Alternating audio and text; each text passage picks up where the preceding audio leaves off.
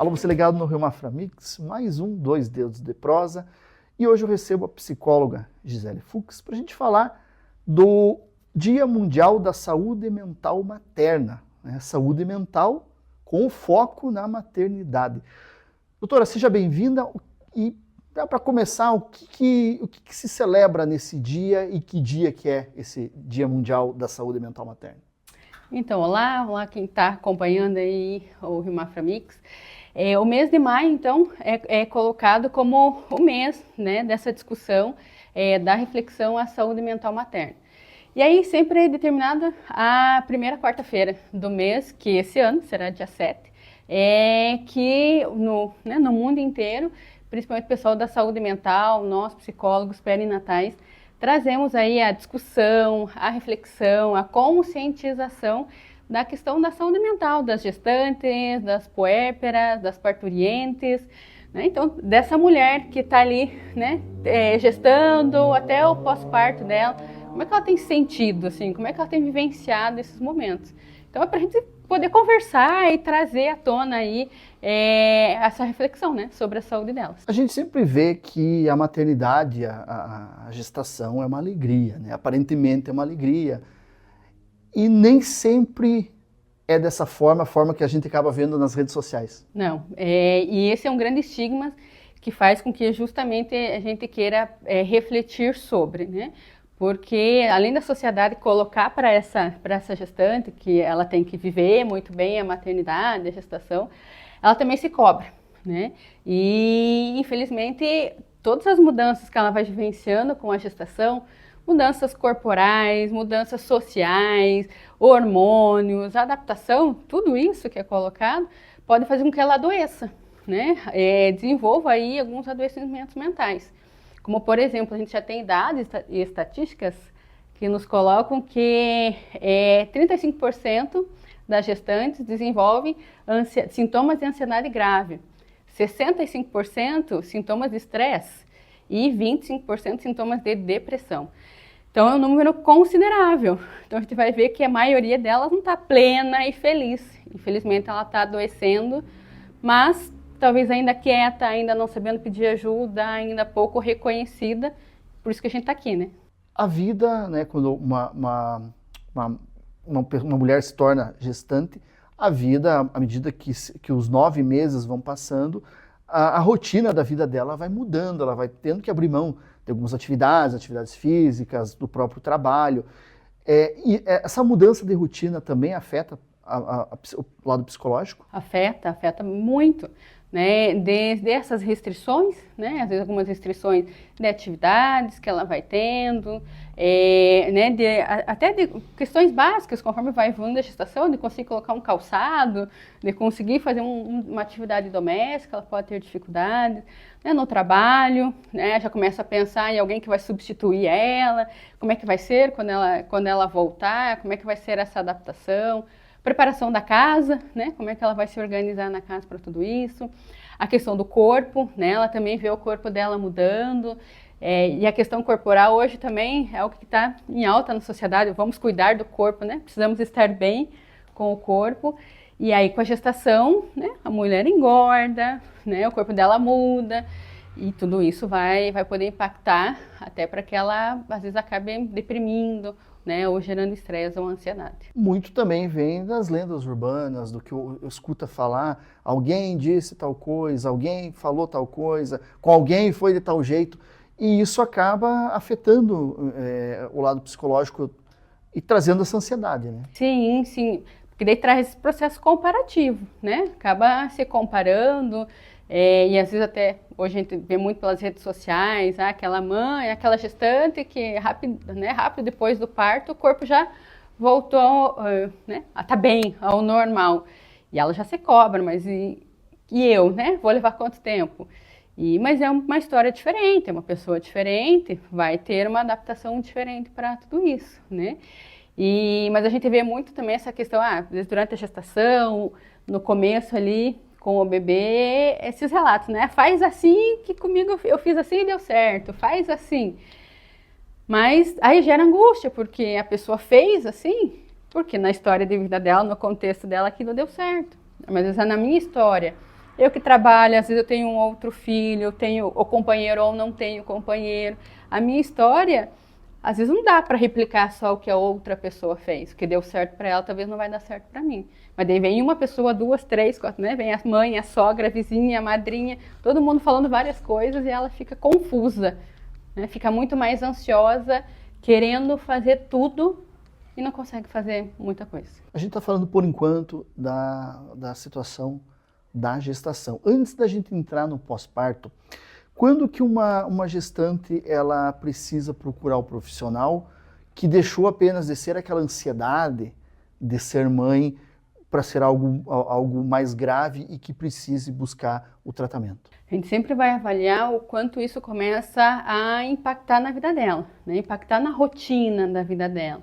Então ela está pensando no parto, né? Mas e vem muito recorrente, principalmente um olhar um pouco mais pessimista. O parto, né, vai ser ruim, como que vai ser? Vai ter problema, e se eu não der certo? E se eu não conseguir o parto natural? Né? E aí, e se eu não for uma boa mãe? E se eu não conseguir educar bem o filho? Quando isso vem, e aí acaba impactando, por exemplo, no sono dela, ela já não consegue dormir adequadamente, quando ela começa a se isolar, quando ela, né, sente angústia, sente às vezes até falta de ar, dor no peito, uma tensão, né? Então, quando ela vai sentindo fisicamente sintomas disso, e vai impactando na rotina dela, né? Ela vai deixando de fazer, não por questão da própria gestação, porque ela não está se sentindo bem mais para fazer muita coisa. Ainda quando gestante, a criança absorve isso?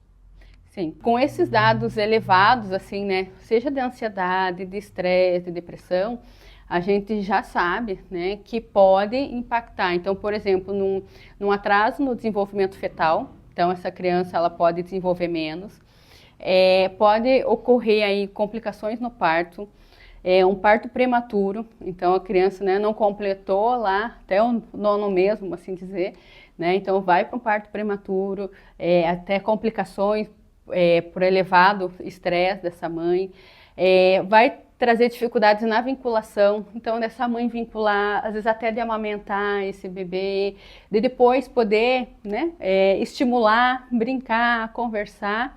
E tem dados que nos mostram até na possibilidade dessa criança depois também apresentar mais sintomas de ansiedade, de depressão, até TDAH, né, o transtorno de déficit de atenção e hiperatividade, possibilidade até de um autismo, né? Então a gente começa a ter pesquisas que vão trazendo essas informações já. Antes da gente entrar ainda no pós-parto, uma última pergunta. Você falou da situação do parto natural, né?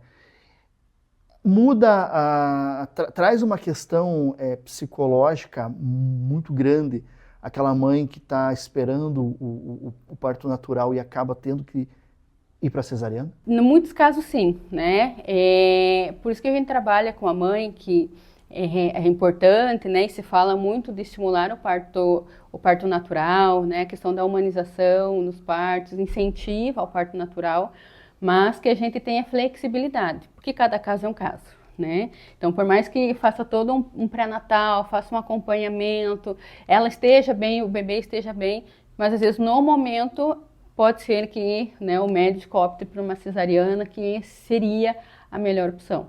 Então, a gente vai trabalhar com uma flexibilidade, né? Porque senão ela pode se sentir culpada, pressionada socialmente, com uma ideia até de uma incapacidade, de que eu não consegui, né, ter meu filho de forma natural, eu não consegui ir lá pelas vias naturais, precisei passar por uma cesariana. Então, ela se cobra, ela se culpabiliza, como se ela não fosse suficiente, né? Como ela não fosse boa o suficiente para o seu filho para ter ele de forma natural. E depois do nascimento da criança vem a possibilidade da depressão pós-parto. Sim, temos isso também. Hoje já tem muitas pesquisas que até vão mostrando que a maioria dos casos de depressão pós-parto já tinha indicativos de depressão durante a gestação. Que se fosse bem avaliado, bem observado, já poderia ter começado a acompanhar e tratar durante a gestação. Porque daí a gente reduz o agravamento lá no pós-parto. Então já seria uma forma até de prevenção. Se a gente trata na gestação, a gente previne a depressão pós-parto lá. Mas temos casos sim que, né, não tinha sintomas, não tinha indicativos na gestação, e aí decorrente de todo o processo hormonal, de todas essas mudanças, todas as demandas, toda a vivência do parto pós-parto, essa mulher acaba desenvolvendo uma depressão pós-parto. E aí isso vai impactar, né? Ela vai ter dificuldades de vincular, de cuidar desse bebê, de amamentar, né, de trocar fralda, de dar banho, né? Ela não é que ela não quer, né? É uma dificuldade que vem além disso, de um só querer ou não querer, né? Esse é o cuidado que a gente tem que ter quando a gente fala de uma depressão, a pessoa não quer, não. Vai muito além do querer, né? É um não conseguir, é um não estar, né? Não tá bem para conseguir fazer aquilo.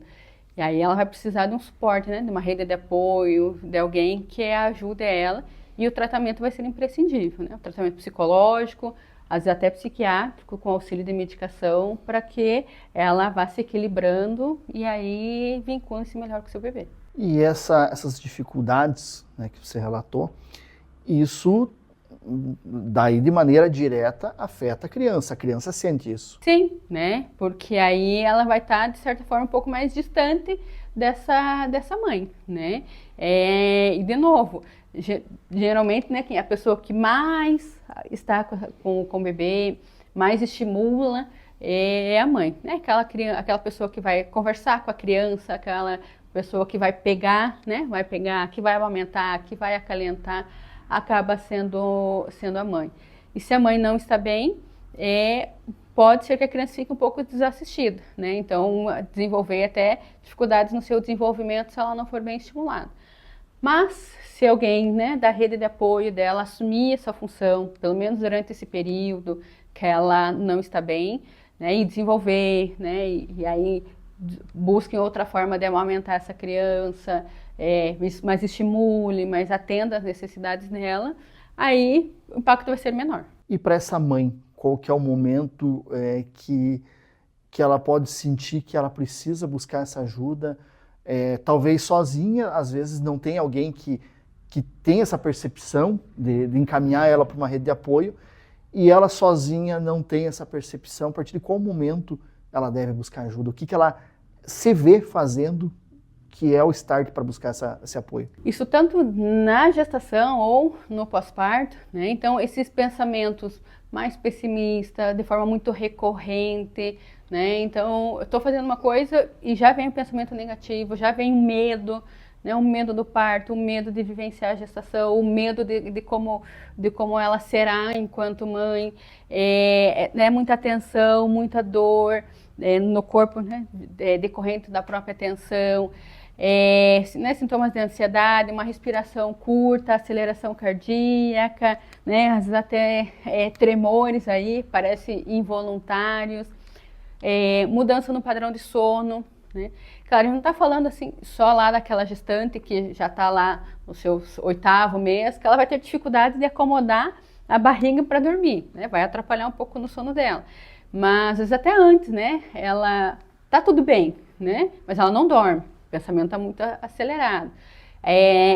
Mudança no padrão alimentar, né? Come muito mais ou muito menos do que seria o adequado, né? Então, tudo aquilo que sair muito da rotina dela, que não tem a ver com a criança em si, já é um sinal de atenção, possivelmente procurar ajuda. Um tema que talvez não está diretamente relacionado ao que a gente está falando, mas que acontece, nasceu o bebê, e às vezes já tem um irmãozinho em casa, e esse irmãozinho também estava ansioso pela vinda do mais novo, só que de um determinado momento ele acha que está perdendo a atenção, que o recém-nascido demanda, né, de uma atenção um pouco maior. Isso também é uma dificuldade que a mãe tem que lidar em casa, e às vezes é uma situação que também precisa de apoio. Sim, sim. Ela vai precisar, né, de um suporte, que alguém possa ajudar e dar um pouco de atenção para esse, né, filho mais velho, que ela não vai conseguir fazer tanto quanto, né? Então a gente às vezes trabalha com essa mãe, eu tentar incluir esse irmão mais velho junto, né, desse irmão mais novo, chamar junto, né? Vamos brincar junto, né? Meio que chamar ele para ajudar a cuidar, né? No banho, claro, aquilo que for possível, não vai demandar todo o cuidado, mas chama junto para participar junto, para ver que ele está envolvido, ele não está excluído da vida desse bebê.